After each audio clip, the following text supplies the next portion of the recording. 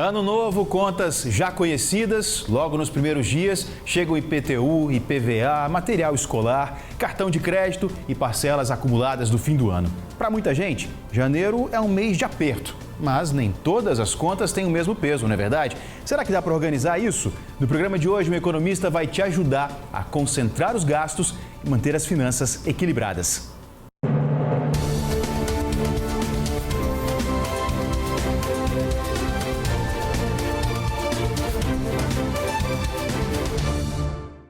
Hoje a nossa conversa é sobre organização financeira, prioridades e escolhas que ajudam a atravessar o início do ano sem sufoco. Afinal, informação e planejamento fazem a diferença. Por isso estamos aqui para te ajudar. Comigo, nessa missão, o economista Ricardo Paixão. Ricardo é presidente do Conselho Regional de Economia. Ricardo, bem-vindo, obrigado por estar com a gente. Eu que agradeço, estou sempre à disposição. Meu amigo, vamos começar do começo, né? Vamos falar desse mês, que é um mês que pega muita gente aí na gíria, na brincadeira de calça curta, porque você está vindo de um fim de ano, até receber o 13º para quem trabalha, para quem é CLT, mas tem aquelas contas de fim de ano, uma viagem, presentes, a ceia, isso gasta, isso é caro. E aí você vira, o ano começa em janeiro, vem IPTU, IPVA, para quem tem criança tem material escolar, aluguel, outras dívidas que estão ali que não vão mudar. Como é que faz, amigo, para começar o ano? Eu não vou nem chamar assim de não estar endividado, mas pelo menos equilibrado. Bom, é desafiador, né, para todo mundo, mas sempre é importante a gente pontuar que a sociedade ela está separada, né, por extrato de renda que a gente costuma dizer. Você tem uma parcela da população que tem um rendimento um pouco maior, tem um perfil orçamentário mais diferenciado. Então, para esse grupo da população, a gente já recomenda sempre, desde o 13º ali, tentar retirar uma parte do 13º, né, o final de ano é importante você realmente estar entre os familiares, presentear as pessoas, mas costuma dar uma lembrancinha, faz aquele encontro, faz um rateio entre os parentes, isso aí vai dar um alívio no seu orçamento. Para quê? Porque parte do seu 13º você usa também para fazer frente a essas demandas de início de ano. Quanto do 13º seria ideal para guardar para quem tem uma renda aí um pouco mais equilibrada, um pouco mais alta, vamos dizer assim? Então, a gente começa a pensar em torno de 20%, 30% aí do orçamento aí das pessoas. É claro, né, quanto mais o orçamento um pouco mais folgado, você pode pensar em percentuais maiores, né? Mas é sempre importante. Mas também a gente recomenda, né, aquela velha recomendação, né, de você anotar. Hoje tem os aplicativos, tem planilha de Excel. Tá então você usar a ferramenta que você tem mais acesso, é mais acessível a você. Mas controla, né, os seus gastos, controla a sua renda para você saber, né, da onde que está indo o seu dinheiro. O desafio é aonde que está indo o seu dinheiro. E aí você começa já a se planejar para você entrar o ano que você sabe que essas demandas todo início de ano tem. Então eu preciso me programar, eu tenho que ter uma renda um pouco maior para poder eu estar fazendo frente a essas demandas. Você não pode confundir o fim de ano com o fim da vida, né? Porque tem uma vida logo depois. Exatamente. Então, assim, essas pessoas também, né, que têm uma renda um pouco mais elevada, você tem a possibilidade de você fazer uma reserva técnica, que a gente costuma chamar, né? E você começar a poupar 5% da sua renda ao longo do ano, você forma aquela reserva. E aí, aquele momento, né, de imprevisto, de repente aconteceu algum acidente, coisa que inesperada, você tem sua reserva, você não precisa ir num banco pegar um empréstimo, né, para poder fazer frente àquela demanda financeira. Você tem sua reserva e até o início do ano também, você pode utilizar essa reserva. É claro que isso vai depender do perfil orçamentário do cidadão, né? Agora, para aquelas pessoas que têm uma renda menor, um salário mínimo, 2 salários mínimos, é mais desafiador ainda, até porque o salário mínimo é muito pequeno, né? Em torno de 1.621 agora recente, aumentou um pouquinho, né? Teve um ganho real, aumenta um pouquinho o poder de compra, mas 6, ele é muito, exatamente, em torno de 6, 7%, mas ele está muito baixo ainda. Só para a gente ter uma ideia, Felipe, o DIEESE, que é o Departamento Sindical, que faz um estudo sobre o salário do salário, ele tem um estudo muito interessante, que ele faz um cálculo do salário mínimo ideal para uma família de 4 integrantes, né? 2 crianças e 2 adultos. Uma renda familiar? Uma renda familiar. Então ele coloca que o salário mínimo ideal seria em torno de 7 mil. Estamos distantes Aí disso, você vê, estamos bem distante disso, né? Então, para essas pessoas, o que eu recomendaria, né? Primeiro, você está inscrito no cadastro único, verificar se você atende os requisitos, buscar os programas sociais, que tem, aí você tem tarifa social, né, de luz, né, água. de energia, água. E esses benefícios são fundamentais, mas o primeiro passo é buscar aí o serviço social das prefeituras, estar inscrito no cadastro único do governo federal, porque é a partir dali que você tem acesso a esses benefícios, né? E eu sempre indico, né, dentro das possibilidades de cada um, tentar complementar a renda. É desafiador, eu sei, mas às vezes você tem o seu emprego, tem sua renda fixa, né? Só que aí a pessoa, eu faço um bolo muito gostoso, eu faço uma unha, eu sei mexer no cabelo, beleza, essas coisas eu costumo mexer. Isso daí a pessoa pode utilizar para complementar a renda também. É uma atitude inteligente, né? Exatamente. Até os próprios filhos também, né? De repente, eu tenho exemplos aí de pessoas que vêm me procurar e falam, meu filho, ele sabe muito bem inglês, tem aqueles jogos de videogame, ele conhece um pouquinho inglês, ensina os amiguinhos, né? Tira um dinheirinho em cima disso. Com isso, então. Exatamente, né? Não é mal nenhum, não está errado. Exato, ganhar dinheiro em cima daquilo, da sua competência, da sua habilidade que você tem em cima daquilo ali. E sempre, né, a gente tentar reunir a família. Por que é importante reunir a família? Porque às vezes, né, o pai, a mãe, né, tem aquela coisa de guardar a gestão financeira da família né, ali com ele. Fechados ali com ele, entendeu? Não consegue dialogar. Por que é importante dialogar? Porque você está trabalhando com o patrimônio da família. Sim.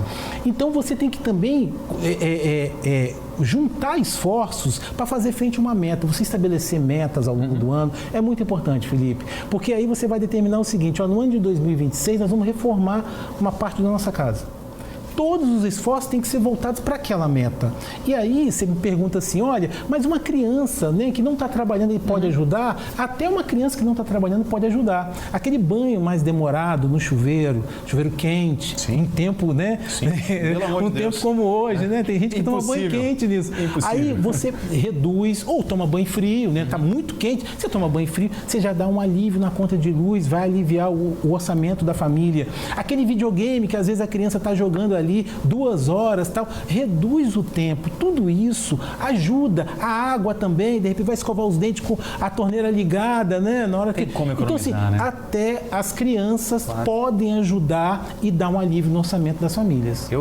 Deixa eu ver se eu entendi quando você fala de ter uma relação ali mais aberta, colocar na mesa mesmo qual é o orçamento da família. É importante que a família saiba até onde ela consegue ir. Sem dúvida, sem dúvida. Todos conheçam. Exatamente. As crianças que já têm condições de entender, você já conversar com eles. Olha, né, a gente só consegue ir até aqui, nós não podemos comprar aquele videogame mais caro, né? Nós não temos condições porque nossa prioridade é a reforma da nossa casa, né? É fazer algo que vai dar um benefício maior para nós. E aí, assim, todos os integrantes da família estão convictos de que aquela ação que vai ser feita é para aquele objetivo. Porque aí não fica, né, um indivíduo como chato, aquele que quer cortar os gastos de qualquer jeito, entendeu? Cada um com um objetivo, né?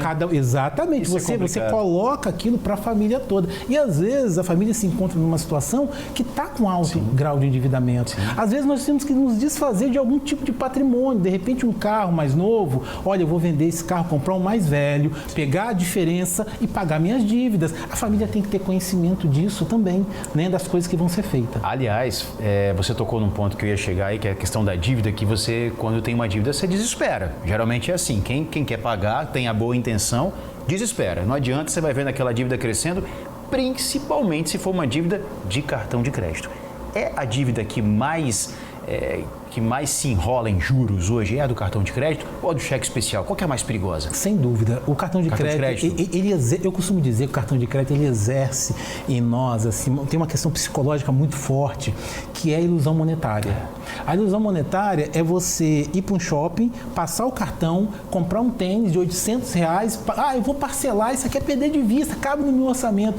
E aquelas compras vão se transformando numa bola de neve. Quando a fatura chega, você toma um susto. Aí é o sintoma de que você não tem controle nenhum quando você toma um susto com a fatura de cartão de crédito. Então, assim, é extremamente perigoso. O cartão de crédito ele é uma ótima ferramenta, desde que a pessoa saiba utilizar. Você utilizar o cartão de crédito com inteligência, comprar somente aquilo que você precisa, não ter um limite muito alto. Tem gente que tem limite de cartão de crédito de 10 mil, 15 mil. Isso, né, potencializa um consumo de você comprar itens que você não está precisando. E só dá uma porque ilusão está em promoção, né? Olha, aquele item, passei, né, eu tenho 10 bolsas, vou comprar a 11ª, porque está em promoção ali para nós. Então tem muita gente que é seduzida. E o comércio tem no seu papel. O comerciante quer vender. Ele vai tentar nos seduzir. Cabe a nós fazer escolhas, por isso que as prioridades são importantes, entendeu?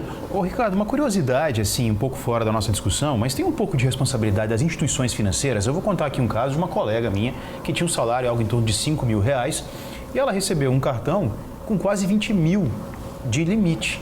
E não era o primeiro, ela já tinha mais um que passava de 10 mil de limite também. Então, se somando tudo ali, ela tinha quase 30 mil reais de limite no cartão de crédito para um salário de pouco mais de 5 mil reais. Não tem como não se endividar, se a pessoa não tiver, inclusive, um controle psicológico, que é sedutor. Você olha aquilo e você acha que é seu, só que o limite não é seu, né? Está ali para te endividar. As instituições financeiras, elas têm um pouco de responsabilidade nisso. Acho que isso não é regulado dessa forma aqui no Brasil, né? Mas é uma consciência que vale uma reflexão, né? Sem dúvida, né? Não há nenhuma proibição expressa aquilo ali, mas existem recomendações da instituição também dá orientações de educação financeira. Porque assim, nós brasileiros, a gente não tem essa característica da gente trabalhar a educação financeira desde pequenininho, saber lidar com dinheiro, saber lidar com consumo, saber lidar com endividamento, a gente não tem. E essas instituições, existem recomendações do próprio Banco Central para que trabalhe isso, tenha um momento, cursos ou algum material para poder orientar as pessoas, que muitas pessoas são seduzidas. Em períodos que a gente está experimentando um crescimento econômico, a concessão do crédito costuma ser muito mais flexível, muito mais fácil e acessível, né? Então aí vai, né, o baixo rigor. Por isso que muitas das vezes você recebe um cartão, está lá limite de 20 mil, 15 mil. Quando a gente está no período mais recessivo, de crise, aí o rigor aumenta um pouquinho mais, né? É maior. Entendi. As instituições botam o pé no freio por causa da inadimplência, né, para elas. Então elas botam. Então, assim, mas o consumidor tem que estar muito atento a isso. E as instituições também, né, até dar orientação, porque muitas das vezes as pessoas são seduzidas e caem nisso daí e colocam o patrimônio na família em risco. Agora vamos pro momento aqui do vamos ver, hein? Afinal, qual é a conta, qual é a dívida que tem que ser paga ali primeiro? O mês de janeiro chegou e você conseguiu reservar ou não algum dinheiro, mas você tem ali a responsabilidade do pagamento. Vamos lá. Para quem tem carro, tem o IPVA. Para quem mora em casa própria e alugado também, porque fica por conta de quem aluga casa, né? O IPTU. Que dívidas que a gente tem que focar e falar, não, essa aqui vale a pena, tem um descontinho ali, o IPVA geralmente tem, IPTU também tem, né? Tem. Cada um Cota na sua única. proporção, na cota única também tem. Perfeito. Mas vamos lá, que momento essa reflexão deve acontecer? Então, muito importante isso que você está tocando, Felipe, porque faz parte do planejamento você, né, tomar essas decisões. Então, se você tem ali aquela conta, aquela possibilidade de você quitar aquele compromisso na sua totalidade, recebendo algum tipo de desconto, ele é benéfico para a família, vamos colocar assim. Por quê? Porque, assim, além de você ter um abatimento no valor total daquela dívida, né, você, no mês seguinte, você não tem aquele compromisso mais com aquela parcela. Aquilo dá um alívio no orçamento. Então, assim, se preparar para essa possibilidade, né, a gente sempre recomenda, olha, até no consumo, né, eu quero comprar um bem, é possível comprar à vista? Compre, porque eu costumo dizer que você ganha duas vezes quando você faz uma compra à vista, né? Você pode barganhar por um desconto com o empresário. Sim. E também você não tem parcela para pagar no mês seguinte. Essa é a melhor parte. Muito Essa bom. É a melhor parte. Então, sempre, cota única, com desconto, consumo, onde você pode pagar a parcela toda, perfeito.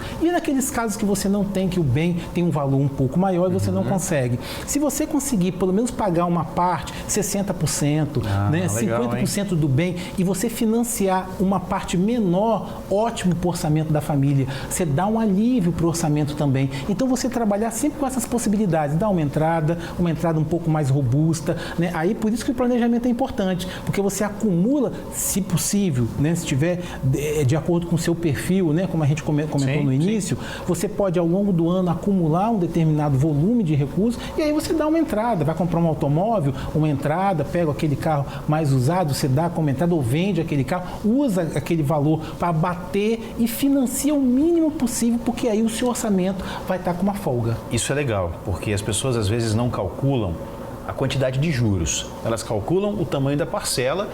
Ah, isso cabe no meu salário, isso cabe no meu orçamento. Mas você já parou para pensar quanto de juros que você está pagando naquele carro, naquela moto? Isso é muito importante.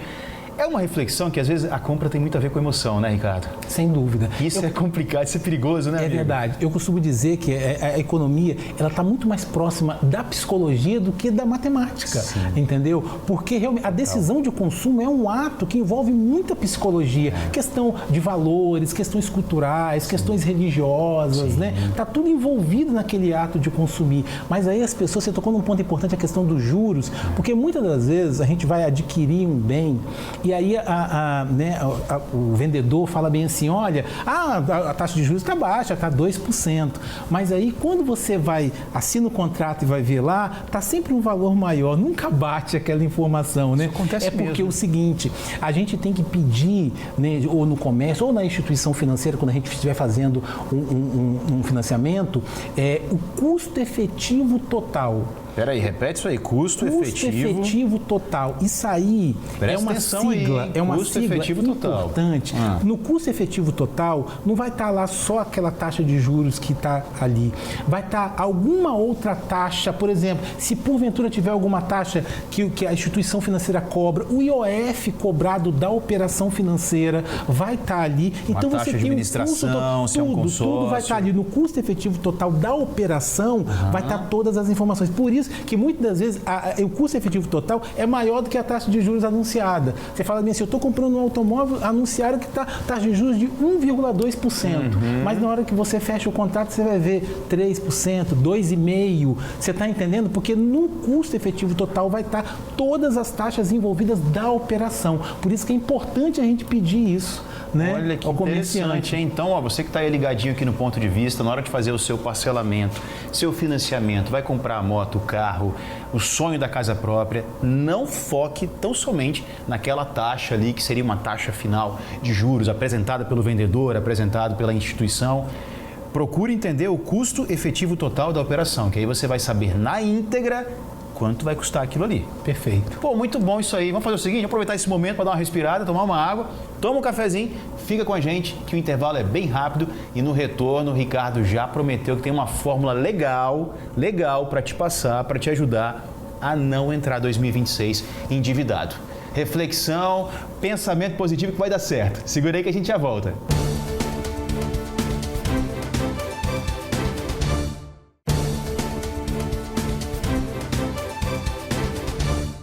De volta com o Ponto de Vista, na sua companhia e na companhia de Ricardo Paixão. Ricardo é economista, está ajudando você a não entrar 2026 endividado ou se tiver alguma dívida, está te ajudando a administrar melhor isso aí. Ricardo, me diz uma coisa, em algum momento o empréstimo vale a pena? Você fazer um empréstimo para quitar uma outra dívida? Você está fazendo uma dívida para pagar outra, né? Parece estranho, mas se for um juros de cartão de crédito, então que é um negócio que é assustador, não sei se existe algum momento que isso vale a pena. Sim, você tocou também num outro ponto muito importante, né? Existem alguns casos, mas são casos específicos, né? Às vezes eu tenho uma dívida com cartão de crédito, que a taxa de juros anual é em torno de 450% ao ano. Absurdo isso. E aí existe a possibilidade de eu pegar uma linha de crédito que a gente chama de crédito consignado. O que é isso? É aquele crédito onde o desconto é feito direto ali na folha de pagamento, o risco na inadimplência é quase zero, praticamente zero, por isso que o custo dele é bem menor. E aí você faz uma espécie de uma substituição da dívida. Você pega o valor no consignado e paga toda a sua dívida. Mas aí, Felipe, é só naquela possibilidade onde eu posso pegar um valor, eu quitar totalmente minha dívida no cartão de crédito crédito e ficar com a dívida do consignado com um custo bem menor. Mas é